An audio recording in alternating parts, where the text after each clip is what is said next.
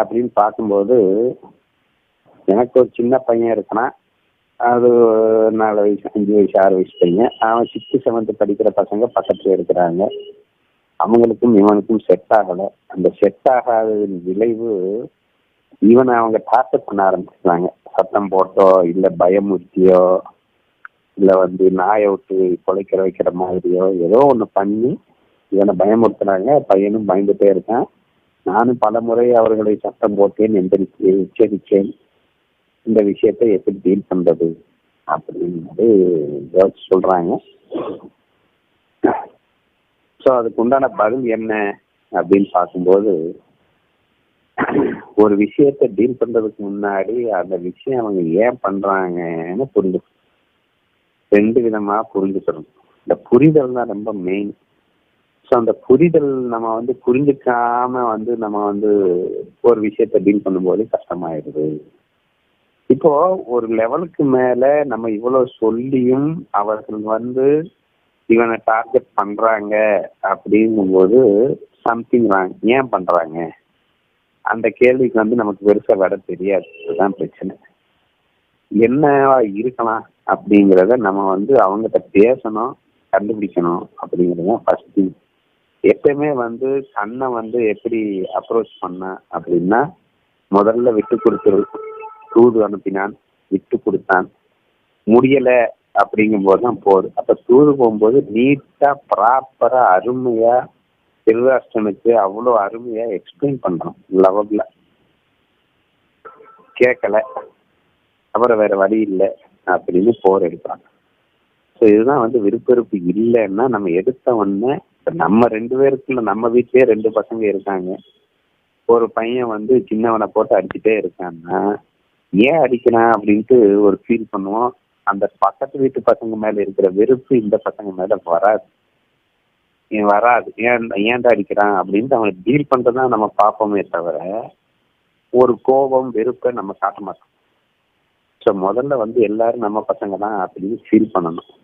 அந்த ஃபீல் பண்ணாதான் நம்மளால முழுசா அந்த விஷயத்தின் ஆழத்தை கண்டுபிடிக்க முடியும். ஏன் திருப்பி திருப்பி டார்ச்சர் பண்றாங்க. அப்போ நம்ம கூப்பிட்டு அந்த அந்த லவ்வபிளா இருந்துச்சுன்னா நம்ம கூப்பிட்டு பேசுவோம்.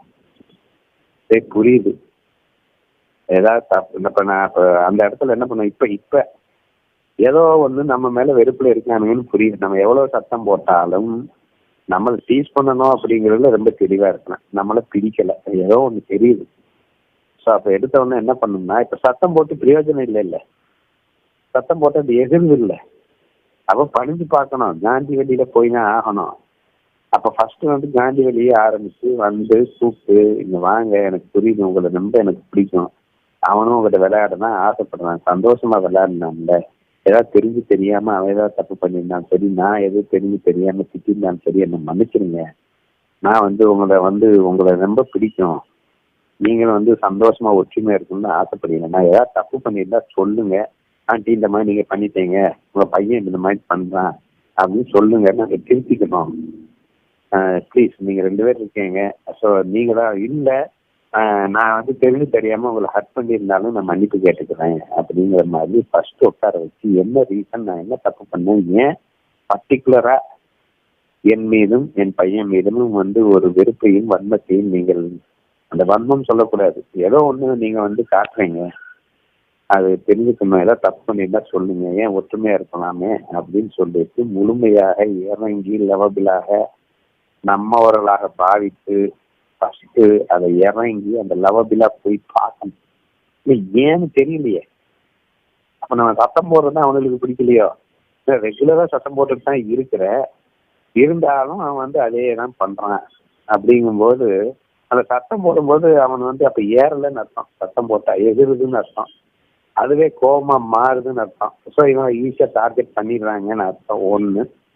ஆனா இவன் ஏன் சொல்லல, அது யோசிக்க வேண்டிய விஷயம். உன் பொண்ணு சொல்றா, இவன் ஏன் சொல்லல அவங்க 2 பேரை பத்தி? ஏன் சொல்ல? அவங்க 2 பேரும் உங்க அம்மாட்ட சொன்னா ஏதாவது பண்ணிடுவோன்ட்டு மிரட்டி வச்சிருக்கானுங்களா? ஒன்றும் புரியல.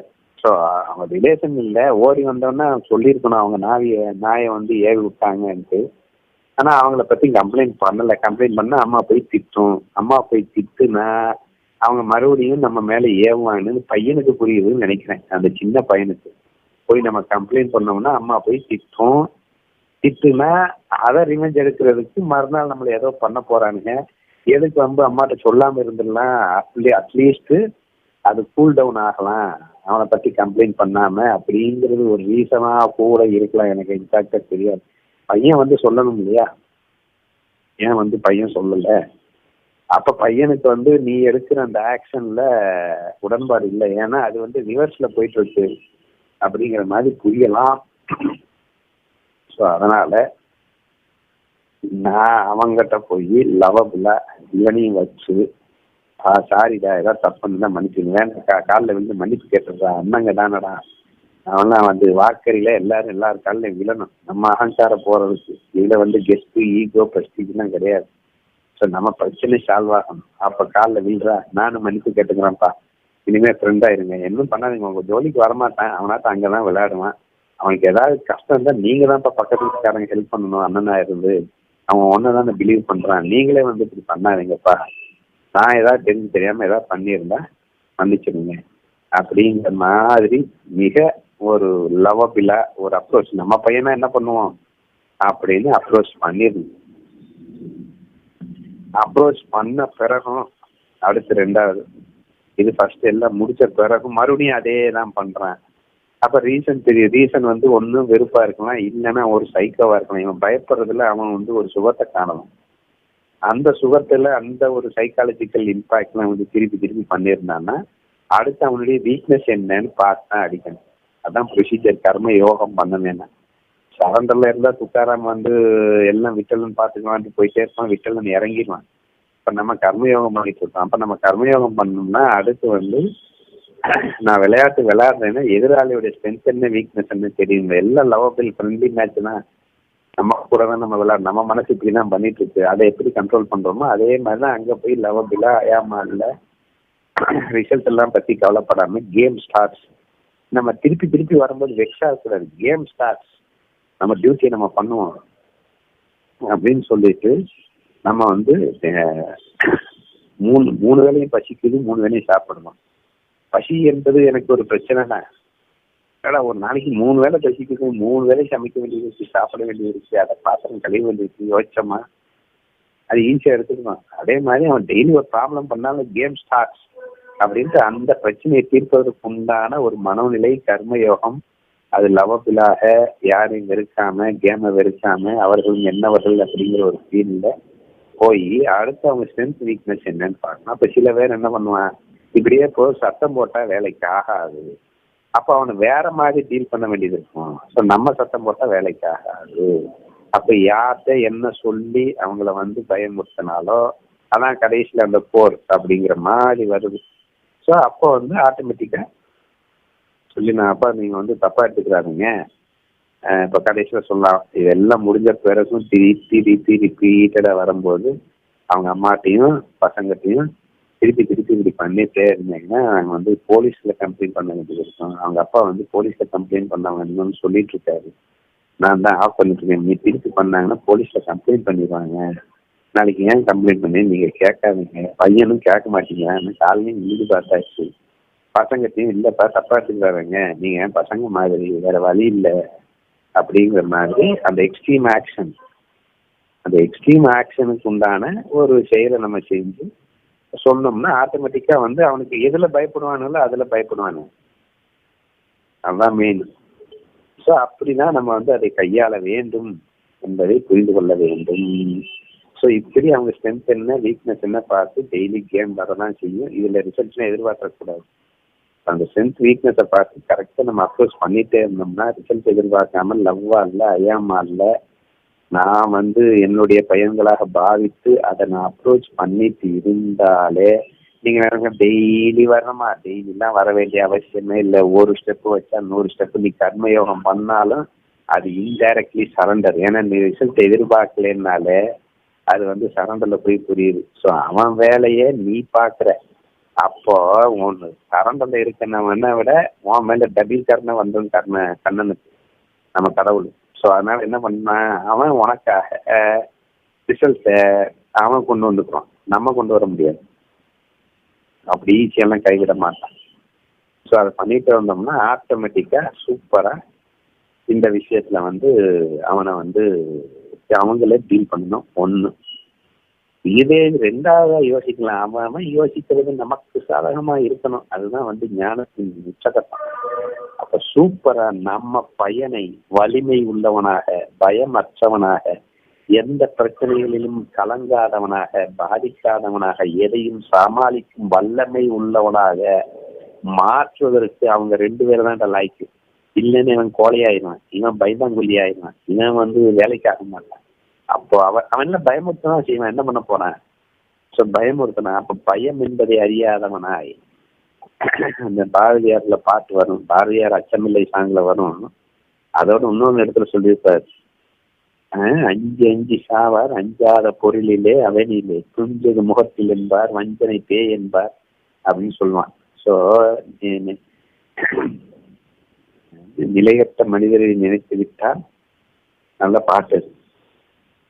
ஸோ இவர் அஞ்சு அஞ்சு சாவான்டா. என்னன்னு கேட்டா பேயும்பானே, பேய் எங்க துஞ்சது முகத்தில் மேல முகத்துல இருக்கும்பான, இல்லைன்னா வஞ்சனை, இவன் வஞ்சனையில இருக்கிறான், வஞ்சனை பேய் பிஞ்சது பேயின்ட்டு எல்லாம் பயந்துட்டே இருக்கிறவன் அப்படின்னு சொல்லிட்டு இருக்காரு.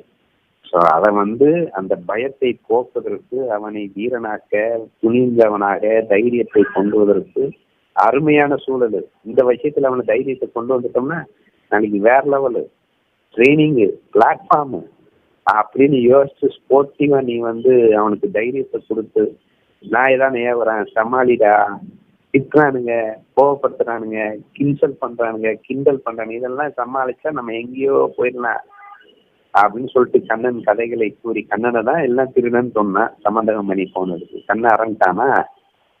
ஸோ அதனால வந்து 100 தடவை திட்டுனா சிசுபாலன் எல்லோரும் முன்னாடியும், கண்ணன் 99 தடவை பொறுமையா இல்லையா? ஸோ அந்த மாதிரி எவ்வளோ ஏக்நாத் மேல 108 மேல துப்புனா ஏக்நாத் பொறுமையா இல்லையா? ஸோ அந்த மாதிரி பொறுமையா இருறா, உலகம் நமக்கு பாதிக்காம இருறா, தைரியமா இருறா அப்படிங்கிற மாதிரி அவனுக்கு சூப்பரா அவர்கள் என்ன பண்ணினாலும் கலங்காதவனாக இருப்பதற்கு, அவனை ட்ரெயின் அப் பண்றதற்கும் மோல்டு பண்றதற்கும் ஒரு அரிய வாய்ப்பாக பயன்படுத்தி அவனை வலிமையாக்கி கொண்டிருந்தாலே நம்ம ஸ்போர்ட்டிவ்க்கு வந்துடலாம். ஒன்ஸ் இவன் வலிமையாயிட்டான அதுக்கப்புறம் குலைக்கிற நாய் அதுவாட்டு பொழைச்சிட்டே இருக்கும். ஸோ அதை கண்டு கலங்காத யானையை போல நம்ம பையன் வந்துடுவான். ஸோ இந்த 2 ப்ராசஸும் பண்ணீங்கன்னா பிரச்சனை இருக்காது. புரிஞ்சதா?